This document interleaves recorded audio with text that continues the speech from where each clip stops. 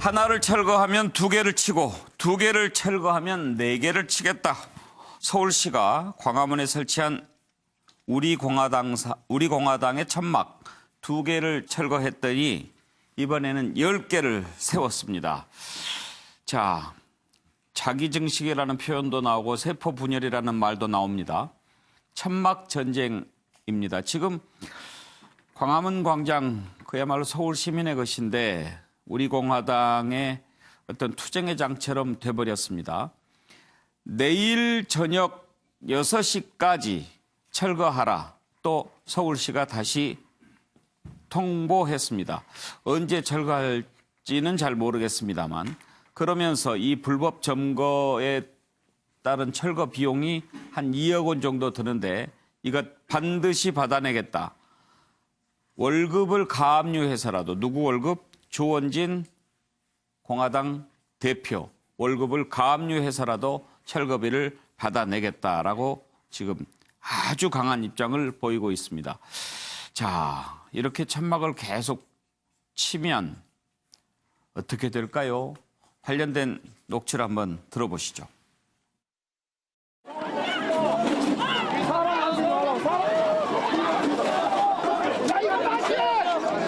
행정 대집행이 아닙니다. 너무 폭력적으로 강압적으로 한 거예요. 이번 주 텐트를 제외하면 광화문 전체에 160개의 텐트를 치겠습니다. 농담이 아니라는 것을 박원순은 알게 될 겁니다. 이걸 잡으세요.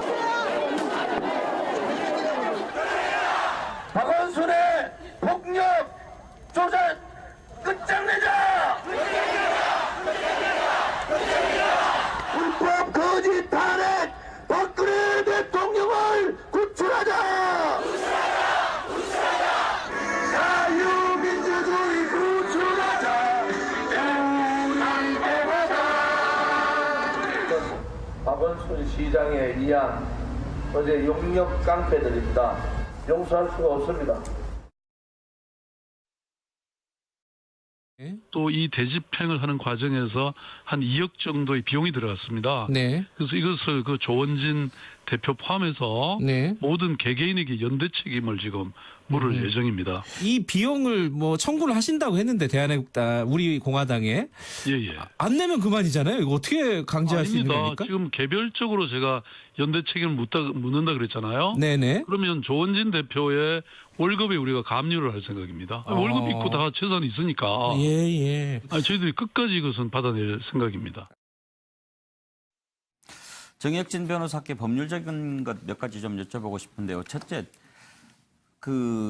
저렇게 세우면 철거할 수는 있지만 아예 못 세우게 할 수 있는 법적인 근거는 없습니까? 일단은 법적인 거는 그 공유재산 및 물품관리법이라는 게 있고요. 예. 그 쉽게 말하면 광화문 광장이 누구나 다 다닐 수 있는 길이긴 하지만 예. 법적으로는 누군가의 소유권이 있는 거거든요. 예. 이게 그 국가 소유고요. 그다음에 이제 서울시가 관리하는 건데 이런 것들을 이제 행정재산이라고 하거든요. 예.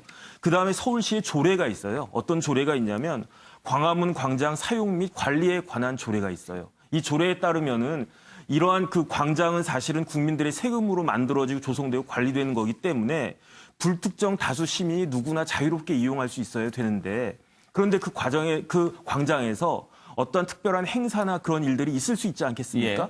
그런 경우에는 미리 서울시에다가 그 60일이나 7일 전까지는 사용허가 신청을 내야 되고요.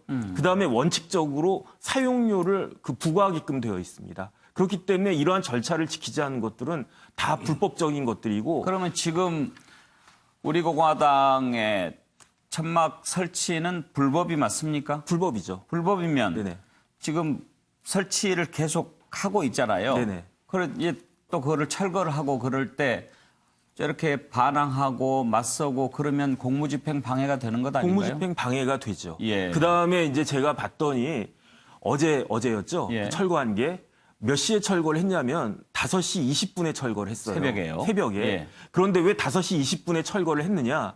우리나라 행정대집행법이 있거든요. 이 절차를 박원순 시장도 법조인이시니까 거기 행정대집행에 나와 있는 절차에 따라 가지고 다 진행을 갖다가 했는데 예. 뭐 계고장 보내고 영장하고 해가지고 그런데 행정대집행법에 어떻게 되어 있냐면 이 행정대집행을 반드시 일출 후나 일몰 전에 하게끔 되어 있어요. 예. 근데 어제 일출 시간이 언제였는지 제가 궁금해가지고 예. 확인해 봤더니 5시 12분이더라고요. 아하, 그래서 그렇군요. 5시 20분에 한 거거든요.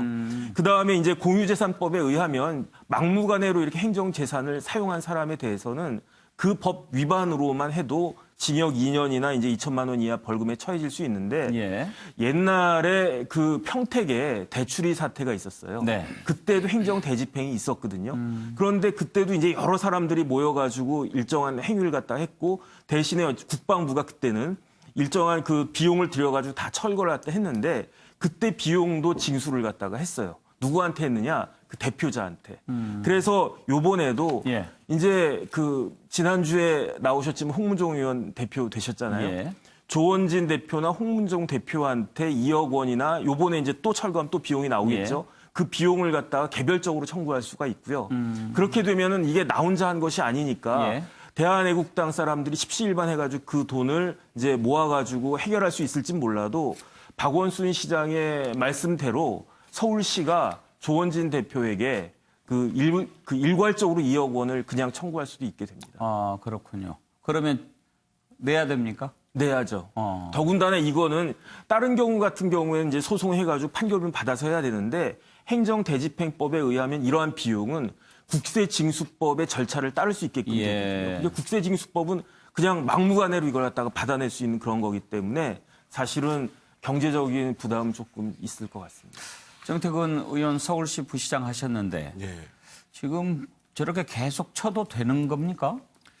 서울시장의 입장에서 보면 예. 모든 시민이 이용해야 될 광장을 누군가가 배타적으로 독점적으로 일정 공간을 천막을 쳐놓고 하는 것을 방치할 수는 없어요. 예. 하지만 그것을 정리해가는 과정도 굉장히 사려 깊고 아주 원숙하게 처리를 해야 되거든요. 무슨 얘기냐면은 예를 하나 제가 들어드릴게요. 지금도 시청 앞 지하도에 가면 노숙인들이 많이 계십니다. 서울역 광장도 그렇죠. 그분들 당연히 그 자리를 점하고 있으면 안 돼요. 도시 미관상 여러 가지 해서. 그래서 단속도 하지만 단속하는데 단속해봤자 갈 수 있는 데가 노숙인 쉼터를 보내드리는 거예요. 그래서 안 돼서 저희 있을 때 어떤 일까지 했냐면 노숙인 한 사람하고 그 서울시 공무원하고 연결을 해가지고 매일 가서 상담을 하는 거예요. 빵 우유를 갖다 주고. 그래서 하나씩 줄여가면서 이 일을 하시면 우리가 보태서 돈을 더 드릴 수 있습니다. 이런 제도를 마련한단 말이에요. 근데 실제로 MB 때 어떤 일이 있었냐면요. 가장 큰 난제가 청계천 상인들이 청계고가 철공사가 들어가야 되는데 그거를 막아버린 거예요. 그래서 청계천 보건공사를 해야 되는데 청계고가를 철거할 수가 없었어요. 그런데 거기다 대고 무턱대고 그냥 들어가가지고 이거 불법 점유하면 안 됩니다. 할 수가 없잖아요. 근데 실제 그때 어떤 일이 벌어졌냐면요. 그때도 경찰들이 한 게 아니고 서울시가 서울시 공무원들하고 그 용역업체를 통해 가지고 행정대집행을 했는데 명분을 만들었죠. 무려 그때 청계천 상인들을 만난 횟수가요. 2,000회가 넘습니다. 그리고 그 철거 들어가는 과정까지 엄청난 많은 공을 들여요. 그래서 그러데도 극렬하게 저항을 했지만 어떻든 성공을 했고 그렇게 공을 들이니까 그게 정리가 됐어요. 그다음에 이제 이 공사가 진행이 됐지요.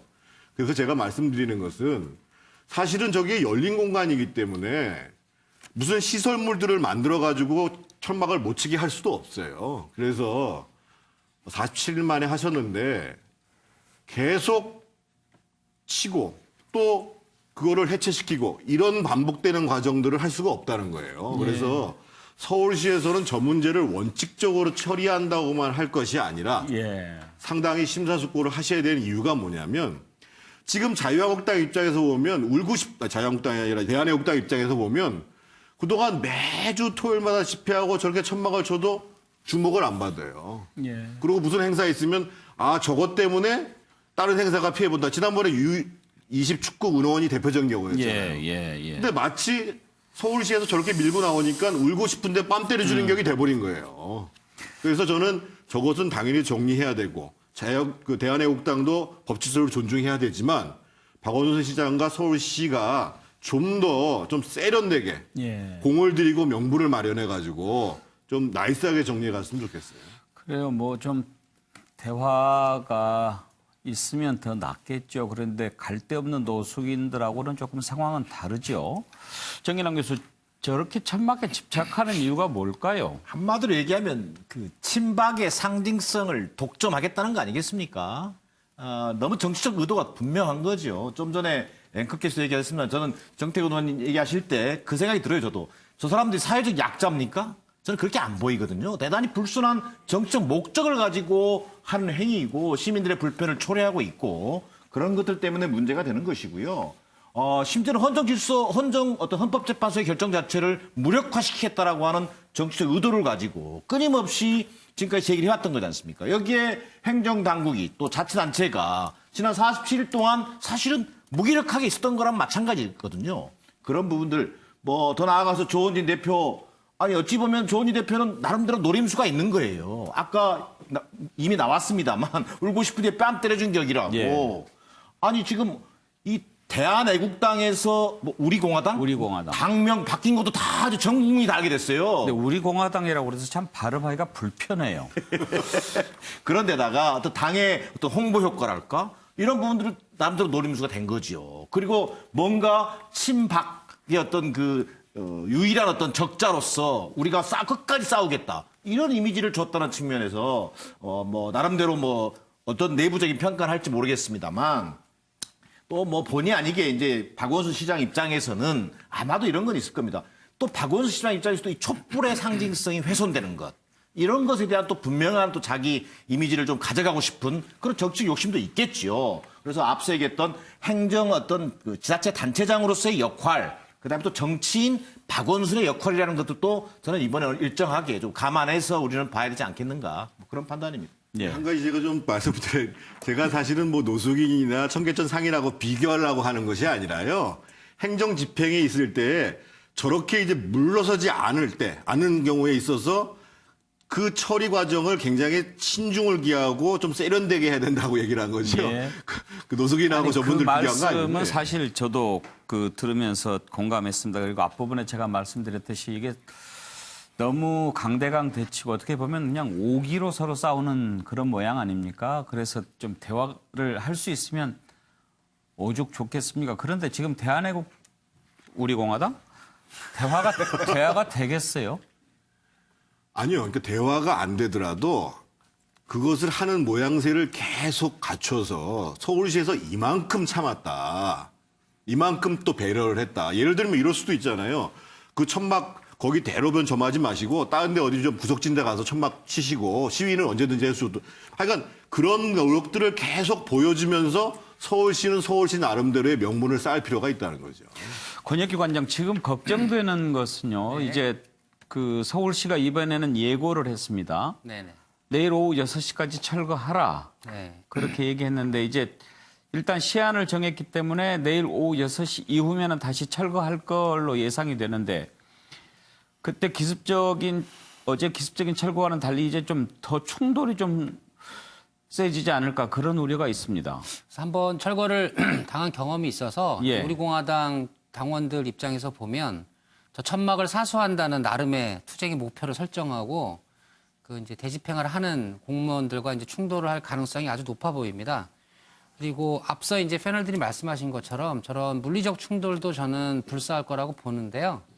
아이러니하게 황교안 대표 체제가 들었으면서 이제 보수 유권자들의 지지가 한국당으로 이렇게 좀 모아지니까 그때부터 대한애국당이 나름 이 공당으로서의 어떤 위기감 발로 예. 이런 게 이제 일어나면서 기습적인 서울 광장의 불법 천막 설치로 이어진 것 같아요. 그리고 타이밍도 이제 홍문정 의원 입당과 더불어서 당명도 박근혜 전 대통령이 옥중에서 아이디어를 냈다라는 어떤 옥중 정치의 메시지까지 전달하면서 결국은 저렇게 천막 철거 다시 재설치 전까지 갔습니다. 그 뭐 명백하게 총선을 앞두고 이 우리공화당이라는 그 당에 대한 어떤 비례대표 투표 홍보 차원의 전술의 일환으로도 일단 보이고요. 아마도 서울 광장에서 공화당은 목표가 최대한 그 태극기 부대로 불리는 친박 민간 단체들이 공화당과 거의 일체화되는 예. 수준까지 끌고 가는 전술로 나가지 않을까 그렇게 예상을 해봅니다.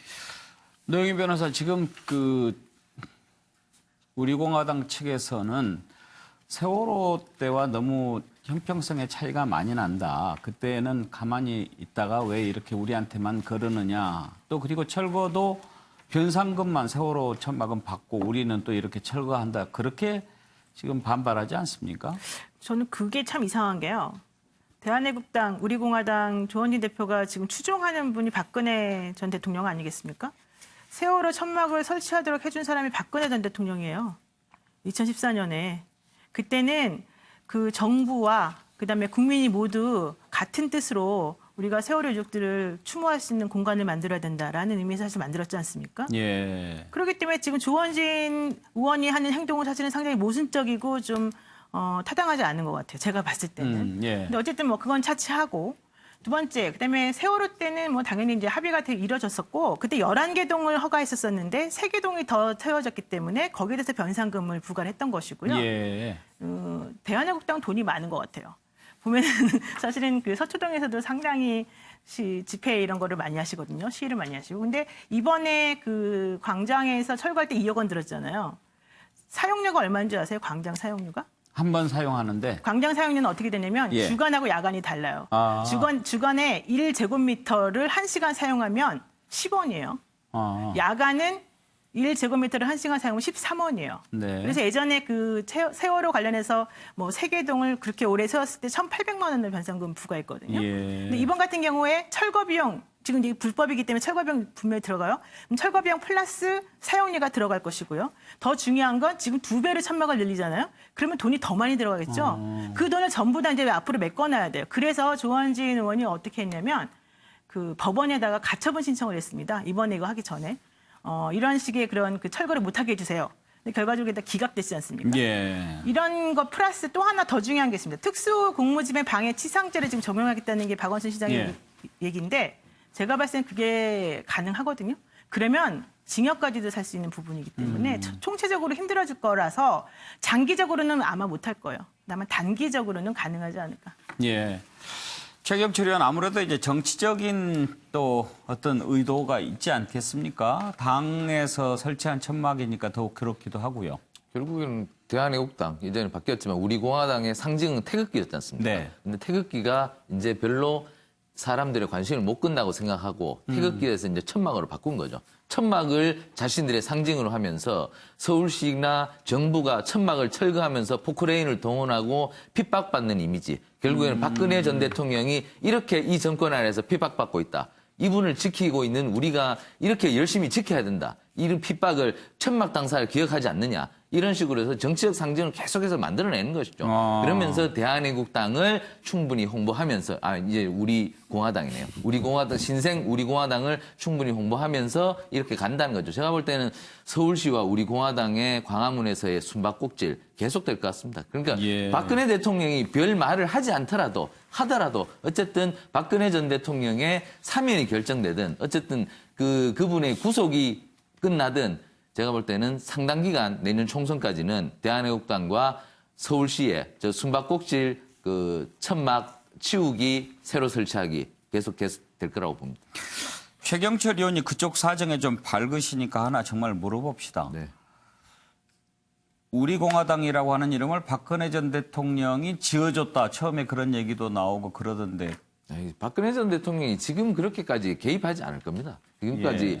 박근혜 전 대통령을 지금 접견하는 유일한 사람이 유영하 변호사인데 예. 유영하 변호사가 박근혜 전 대통령의 모든 사인을 받고 예. 행동을 하기 때문에 아직 그분이 적극적으로 행동을 하지 않는데 결국에 남들이 얘기하는 것 가지고 박근혜 전 대통령의 뜻이다 이렇게 하는 것은 넘겨짓기일 뿐이죠. 그러니까 박근혜 전 대통령이 아직까지는 그러한 것에 대해서 말할 사람이 아니다. 저는 이렇게 보고 제가 며칠 전에 박근혜 전 대통령과 아주 긴밀했던 박근혜 정부 때 행자부 장관을 했었던 정종섭 의원도 이렇게 얘기를 해요. 박근혜 전 대통령이 그렇게 섣불리 말할 사람이 아니다. 그렇기 때문에 그분의 뜻을 빌어서 행동하는 것은 믿어서는 안 된다. 예. 저도 그렇게 봅니다. 맨 처음에는 우리 공화당이라는 이름 써줬다는 말까지 막 나왔어요. 그렇게 망동할 사람은 아니죠. 그래도 일국의 대통령을 지내신 분인데 제가 볼 때는 그렇다고 생각하지는 않습니다.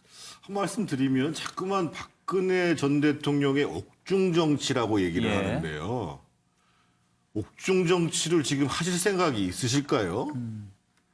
그분은 제가 지난번에 우리 홍문정 의원 나왔을 때도 물어봤습니다만 4월 17일 날 3차 형집행 정지가 완료된 다음에 그 구속기한 연장이 완료된 다음에 형집행 정지를 신청을 했어요. 지금 옥중 정치를 하고 싶은 것이 아니라 예. 지금 영어의 몸에서 나오고 싶은 것이 우선적인데 박근혜 대통령이 옥중 정치할 이유가 뭐가 있냐고요. 옥중에 가만히 있는데 자꾸 그걸 이용해 보려고 그러니까요. 하는 것이 아닌가? 박근혜 대통령이 옥중 정치라는 게 아니라 예. 박근혜 파리를 하는 사람들이 옥중 정치를 하고 있는 거죠. 그렇게 보는 게 정확하지 않겠습니까? 박근혜 팔이 옥외 정치죠. 그건 옥중 정치가 아니라. 옥중에 있는 박근혜 파리 뭐 이렇게 해야 되겠죠. 예, 내일 저녁 또 철거 예정은 아니지만 가능성이 있는데 좀 큰 충돌 없이 마무리가 되기를 바라는 마음입니다.